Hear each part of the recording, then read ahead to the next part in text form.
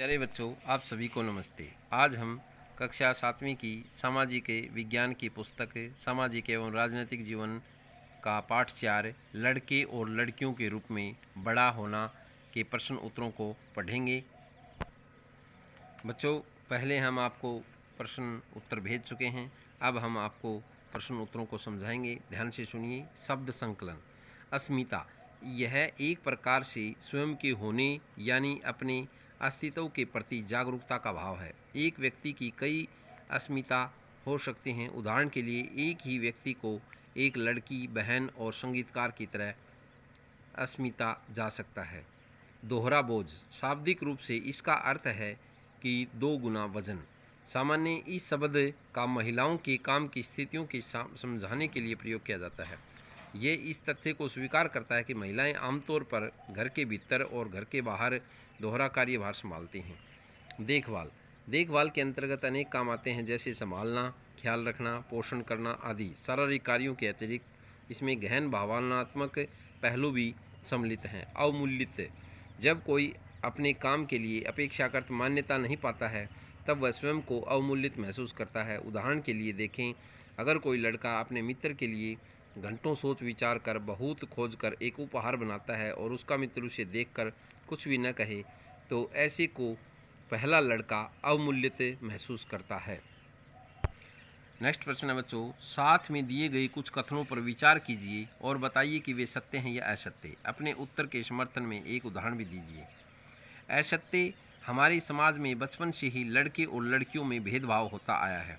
उदाहरण के लिए माता पिता लड़कों को बाहर खेलने की अनुमति देते हैं तथा खाने पीने का ध्यान रखते हैं, उनकी शिक्षा के प्रति जागरूक रहते हैं। दूसरी तरफ लड़कियों की ओर हर क्षेत्र में कम ध्यान दिया जाता है। अगला प्रश्न है, सभी समुदाय और समाजों में लड़के और लड़कियों की भूमिकाओं के बारे में एक जैसे विचार नहीं पाए जाते। सत्य, सभी समुदाय और समाज लड़के और लड़कियों को अलग अलग भूमिकाएं देते हैं ताकि वे भविष्य में स्त्री या पुरुष की भूमिका के लिए स्वयं को तैयार कर सकें। उदाहरण के लिए लड़कियों को खेलने के लिए कारें और लड़कों को खेलने के लिए कार तथा लड़कियों को खेलने के लिए गुड़िया दी जाती है।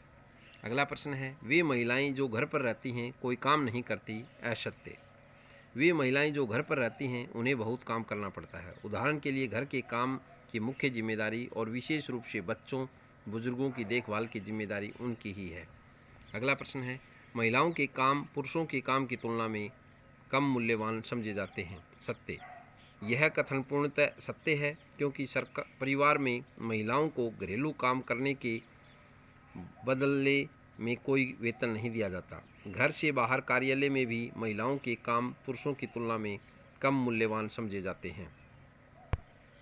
अगला प्रश्न है, लड़कियां स्कूल जाते समय समूह बनाकर चलना क्यों पसंद करती हैं। लड़कियां स्कूल जाते समय समूह बनाकर चलना पसंद करती हैं इसलिए क्योंकि वे अपनी सुरक्षा के लिए आश्वस्त नहीं होती। उन्हें प्राय अन्य लोगों के परेशान किए जाने का डर रहता है। अगला प्रश्न है, आप क्या सोचते हैं कि अगर आपकी माँ या वे लोग जो घर के काम में लगे हैं एक दिन के लिए हड़ताल पर चले जाएं तो क्या होगा। इनके निम्न कारण होंगे। नंबर 1, सुबह होते ही बिना नहाए स्कूल जाना पड़ेगा। नंबर 2, नाश्ता या तो मिलेगा ही नहीं और यदि मिलेगा तो कैसा मिलेगा, जैसा आमतौर पर मिलता है। स्कूल के लिए लंच बॉक्स नहीं मिलेगा। घर पूरी तरह से अस्त व्यस्त हो जाता है। अगला प्रश्न है, ऐसे विशेष खिलौनों की सूची बनाइए जिनसे लड़के खेलते हैं और ऐसे विशेष खिलौनों की सूची बनाइए जिनसे लड़की खेलती हैं। लड़कों के खिलौने कार, जीप, पिस्तौल, वीडियो गेम, हवाई जहाज आदि। लड़कियों के खिलौने गुड्डा, गुड़िया, श्रृंगार बॉक्स, संगीत यंत्र आदि। लड़के और लड़कियों के खेल और खिलौनों में क्या अंतर होता है और क्यों। लड़कों को आमतौर पर ऐसे खिलौने दिए जाते हैं जिनसे कठोरता का बोध होता है। इसके अलावा जो खेल घर से बाहर खेले जाते हैं उन्हें खेलों के लिए ठीक माना जाता है। दूसरी तरफ लड़कियां अधिकतर ऐसे खेल खेलती हैं जो घर के अंदर खेले जाते हैं तथा अनेक खिलौनों से उनकी कोमलता का बोध होता है। लड़के और लड़कियों के खेल और खिलौनों का संबंध निश्चित रूप से वयस्क के रूप में भी उनकी भूमिका से होता है। नेक्स्ट प्रश्न है, आपके बड़े होने का अनुभव सीमाओं के बच्चों से किस प्रकार भिन्न है। आंसर देखिए बच्चों, मेरी बड़े होने के अनुभव सामोआ के बच्चों से निम्नलिखित ढंग से भिन्न है। नंबर 1, सामोआ के बच्चे स्कूल नहीं जाते हैं। नंबर 2, ये बड़े बच्चों तथा वयस्कों से बहुत सी बातें सीखते हैं, जैसे छोटे बच्चों को कैसे संभालना और घर का काम कैसे करना है। नंबर 3, किशोर बच्चे बाहर के काम सीखते थे, जैसे कि मछली पकड़ना और नारियल के पेड़ लगाना। अगला प्रश्न है, संसार भर में घर के काम और देखभाल की जिम्मेदारी किसकी मानी जाती है? स्त्रियों की। समोआ द्वीप कहाँ पर स्थित है? वहाँ पर रहने वाले लोगों का मुख्य पेशा क्या है? समोआ द्वीप प्रशांत महासागर के दक्षिण भाग में स्थित छोटे छोटे द्वीपों के बड़े समूह का ही एक भाग है। मछली पकड़ना तथा नारियल के पेड़ लगाना वहाँ के लोगों का मुख्य पेशा है, यानी कार्य है। स्त्री आंदोलन का क्या अर्थ है? जब किसी आंदोलन को स्त्रियों को उनके अधिकारों के प्रति जागरूक करने के लिए चलाया जाए तो उस आंदोलन को स्त्री आंदोलन या नारीबंदी आंदोलन कहा जाता है। दोहरा बोझ का शाब्दिक अर्थ क्या है? दोगुना वजन। आंगनबाड़ी से क्या अभिप्राय है? वहाँ पर छोटे बच्चों को खाना दिया जाता है तथा बच्चों का खेलने कूदने का मनोरंजन होता है।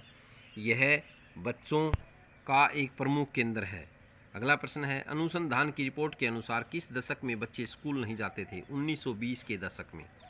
अगला प्रश्न है, कितने वर्ष की लड़कियों को घरेलू काम में लगा दिया जाता था? 13-14 साल की लड़कियों को। अगला प्रश्न है, स्त्रियों की मुख्य जिम्मेदारियां क्या होती हैं? परिवार का ध्यान रखना, सबके खाने पीने की व्यवस्था करना, बड़े बुजुर्गों की सेवा करना। अगला प्रश्न है, 2011 की जनगणना के अनुसार हरियाणा में लिंग अनुपात कितना है? 1000 पुरुषों पर महिलाओं का लिंग अनुपात 879। बालवाड़ी का शाब्दिक अर्थ क्या है? केस।